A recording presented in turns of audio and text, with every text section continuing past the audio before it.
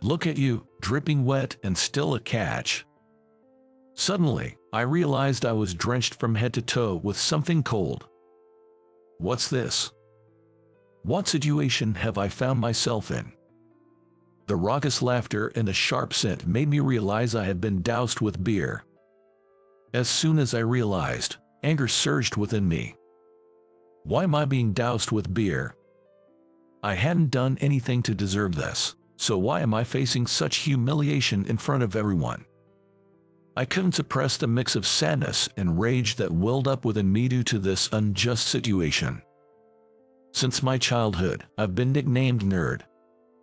This wasn't because I was the class president or because I was particularly good at studying, but because of the thick glasses I started wearing in elementary school due to my poor eyesight.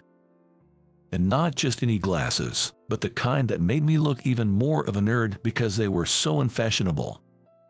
Even though my parents could have bought me stylish glasses, they always said, glasses are all about comfort, looks come second, and handed me the same old design. I couldn't say anything since my parents were buying them, but deep down, I felt embarrassed. This feeling only intensified when I moved on to middle school. Rachel is so cute. I fell for a girl shortly after starting middle school. Students at my middle school came from 2 nearby elementary schools. This girl apparently went to the other elementary school, so she was someone I didn't know. According to boys who had been at the same elementary school as her, her name was Rachel. She was the daughter of a major outdoor products company CEO, a veritable princess. Many boys fancied Rachel, but with my plain looks and bottle-bottom glasses, I didn't stand a chance. Rachel's entourage mocked and laughed at me, calling me a gold digger and accusing me of trying to snag a rich wife. Stay away from Rachel, you gloomy nerd. I was shoved forcefully and even threatened. I know it better than anyone else, even without being told. I'm not a match for Rachel, but surely I'm free to have feelings for her. Yet, that reality kept me from ever confessing my feelings. Then, one day, Rachel called me out. Was she angry that I had been secretly watching her? Wondering if she wanted to complain, my heart raced as I headed to the designated spot. The spot was at the corner of the school building, and I was terrified. When I got there, Rachel was standing there, arms crossed. I've been waiting for you, Nathan. Standing rigid and sweating coldly, I faced Rachel as she called out my name with her arms crossed. What should I do? I'm really scared. With that thought, I fixed my gaze on Rachel. Even at a moment like this, I couldn't help but think, she's still so cute. I have something I want to tell you, she said. Yes, what is it? I like you. Would you go out with me? What? I couldn't believe my ears. What did Rachel just say? Did she say she likes me? And it sounded like she asked if we could date. Could I have heard wrong? With those thoughts, I pinched my own cheek to check. It hurt. If it hurts, then this isn't a dream. Is this for real? Was Rachel, the girl of my dreams, really saying she liked me? I was overjoyed. Well, I like you too, Rachel. Ha ha ha. What? As I was trying to confess my feelings to Rachel, she burst out laughing. Ha ha ha, that's so lame. Can't believe you fell for it. Snort, isn't this hilarious? Rachel's friends, who had apparently been hiding, appeared and started laughing loudly. Confused, I just stood there going, what? You really took that seriously? Did you honestly think I'd confess to someone like you, Nathan? Well, this was just a dare, idiot. No, that can't be. I knew that dares to confess were a common thing. But I couldn't believe they'd do this, knowing full well that I liked Rachel. What do they think of other people's feelings? After a good laugh, Rachel and her friends left me standing there and walked away. I was genuinely shocked and ended up developing a distrust of people, to the point where I couldn't bring myself to go to school anymore. My parents were concerned but didn't force me to go. They let me stay home as I pleased, which thankfully prevented me from growing to hate people. I guess I ran away from reality. I even ran away from entering high school. I knew dropping out at middle school would disadvantage me in life, but I just couldn't do it. After much distress, at the strong suggestion of my parents, I decided to enroll in a correspondence high school that would allow me to earn a high school diploma from home.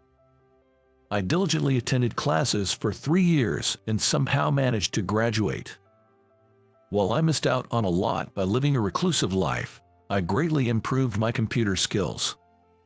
Mostly self-taught, I acquired enough skill from middle school through high school to create my own online games.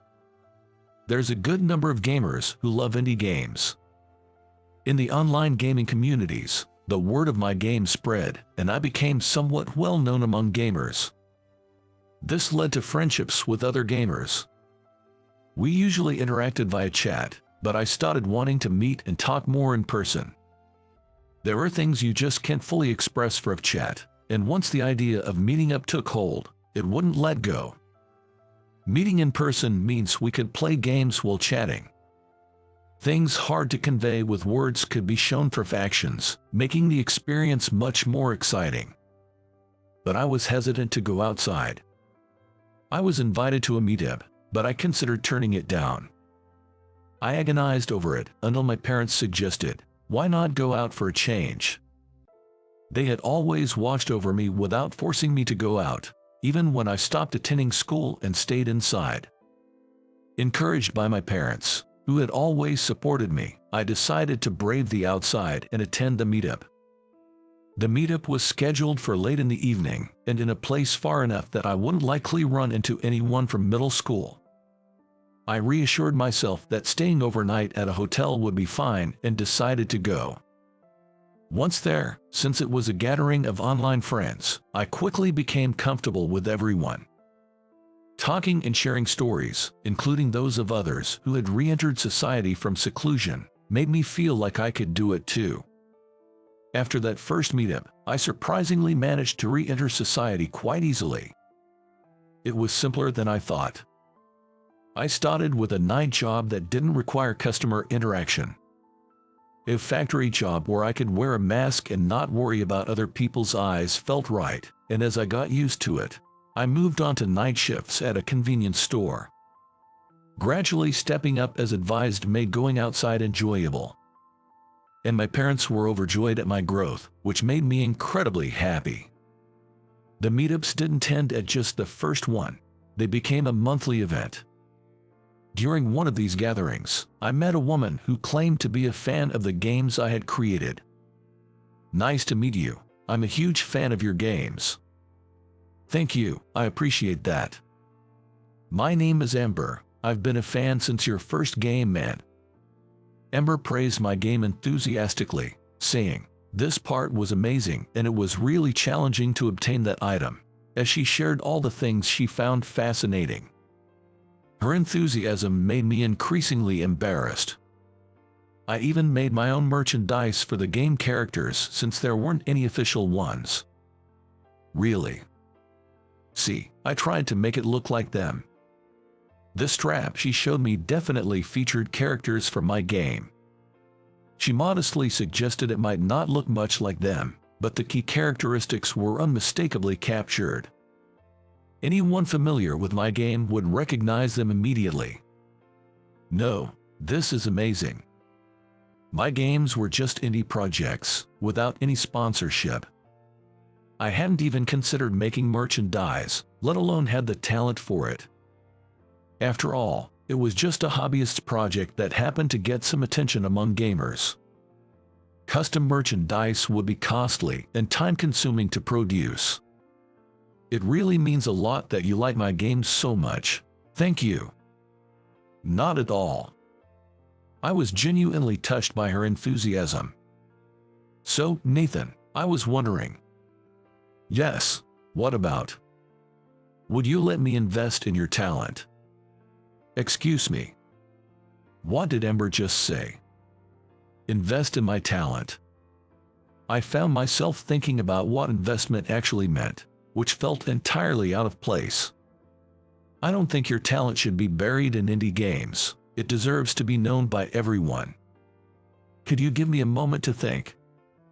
This third game of yours is bound to be a hit. It absolutely needs to be released to the world. There was no stopping the excited Ember. Actually, my father runs a toy company. Would you consider working with us? What? There are no quotas. Just create whenever you feel inspired. The offer was incredibly tempting. Earning a living doing what I love is not something that comes by just because someone went to a prestigious university. I have become distrustful of people because of my middle school experiences, but that was no longer the case. I could trust the people I met through these meetups. Without trust, I couldn't move forward. With that thought, I decided to take up the offer. Working in a field I loved, I was able to fully utilize my talents in an ideal environment, and I rapidly developed new games. At the age of 25, I was promoted to an executive position in the company. 6 months after being promoted to an executive position at Ember's company, I received a postcard about the 10th anniversary reunion of my middle school graduation. To be honest, I didn't want to go. I had no fond memories of middle school. Understandably so. Moreover, the reunion included a grand barbecue at a campsite funded by Rachel's father, which made the prospect even less appealing. However, the invitation had already been marked with a circle around "will attend," and at the bottom it was written, "You'll regret it if you don't come." This must be the work of Rachel's entourage. Ignoring it might have been an option, but it seemed like it could lead to more trouble later, so I reluctantly decided to attend. After all, I'm not the same person I used to be, the one who used to hide away from the world.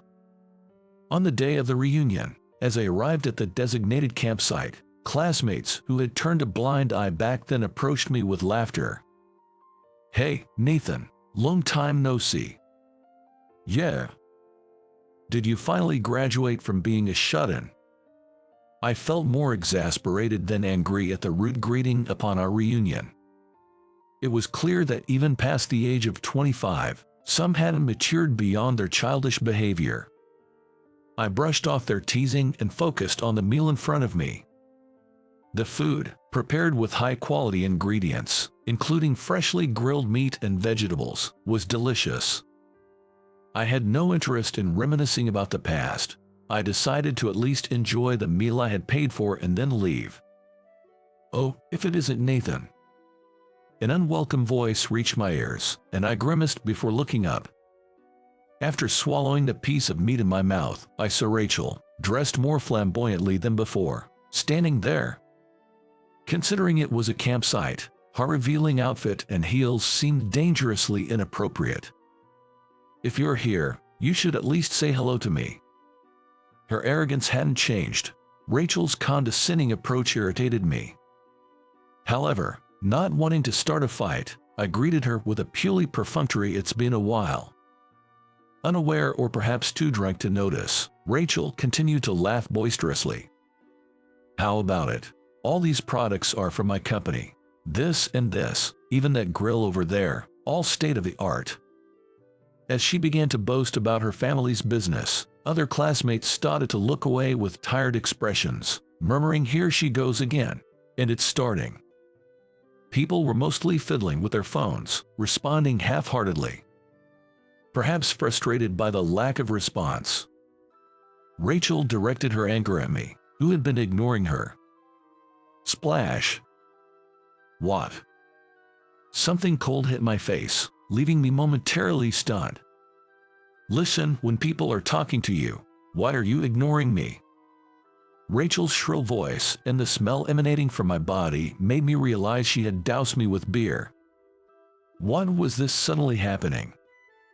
Unable to stay silent, I glared at Rachel and demanded, "What are you doing?" Laughing at my anger, Rachel retorted, Oh, look at you, turning into such a hunk when you're wet. Ha ha ha. Why am I being doused with beer in front of everyone? There's a limit to how much you can blame on being drunk. Eureka beer. One of her followers found the situation amusing and laughed even louder. Furious at Rachel's outrageous behavior and her followers' encouragement, I clenched my fists tightly. I didn't deserve such humiliation. Just as I was about to retort, an angry voice filled with indignation cut in before me. Do you ladies realize who he is, to be treating him like this? The voice, heavy with anger, silenced them. Rachel and her followers ceased their laughter at the voice. What? Who? Everyone turned to see who had spoken. Whoa, she's gorgeous. Was there ever such a beauty in our class? Murmurs spread, and the atmosphere began to stir. Nathan, are you okay? Yeah. She approached me and pulled a face towel from her bag to gently wipe my face. I came to pick you up because you were late. Sorry. It's okay, but still. She stopped mid-sentence and looked at Rachel. You've been treated terribly. Sorry, Ember, I meant to leave soon. I smiled at Ember, who had arrived just in time. Seemingly displeased with our interaction, Rachel intervened with a huff. Excuse me, outsiders are not allowed here. Ember glanced at Rachel, her eyes sharpening when she noticed the glass in her hand. Do you think you can compensate for a potential loss of $5 million if Nathan catches a cold? What? $5 million? What are you talking about? Why would Nathan be worth $5 million? Did you just say worth? Upon hearing Rachel's words, Ember's anger became even more evident. Everyone here is engrossed in the mobile game our company made. What? Nathan created it. At Ember's words, Rachel's complexion changed. Wait, so, the $5 million? When Rachel asked timidly, Ember grinned and looked at me, so I slightly lifted my chin and gave her a smile in return. That's my annual income. As soon as I answered, Rachel's demeanor flipped to a forced smile. Don't make such a face. Come on. Her voice was cloying, but it only irked me. Hey, you said you like me, right? I might consider dating you now. I was astounded by Rachel's arrogance. When are you talking about? I liked you too, I confessed, remember? You laughed it off as a dare. Don't say that, Nathan. As Rachel reached out, trying to act sweet, Ember slapped her hand away. Don't touch him so casually. After glaring at the surprised Rachel, Ember grabbed my hand and turned away. We don't need to stay here any longer. As we left, I could hear Rachel shouting, How dare you slap my hand? Remember this, I'll ruin your crappy game by spreading the lowest reviews. Rachel, fueled by her drunkenness, indeed spread negative comments about my game, but her identity was quickly revealed. She had underestimated the gaming community's dedication. She really did do it. I couldn't stand her insulting you, so I asked our friends to help expose her, then spread the word. My former meetup friends were furious about the attack on my game, leading to a massive backlash against Rachel's social media. But Amber didn't let it go at that. She sued Rachel's father's company for defamation and business interference, demanding compensation.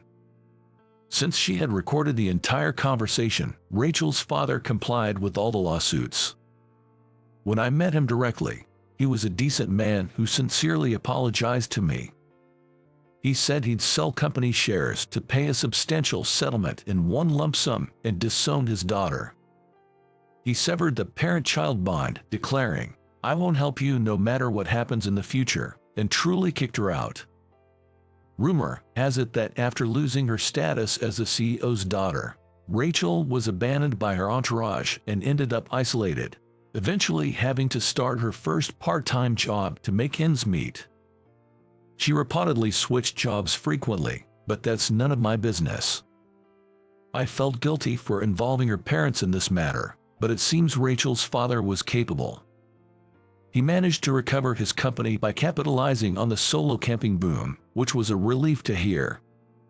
As for Ember, she seems jealous when she sees me concerned about Rachel. It's not that I care in that way, I just don't want Rachel to appear before me again, but it seems that it still bothers Ember. You're the only one for me, Ember. I'll cherish you for life. Promise. Of course. I intend to cherish Ember, who has been so significant to me and changed my life. Soon, I plan to propose to her.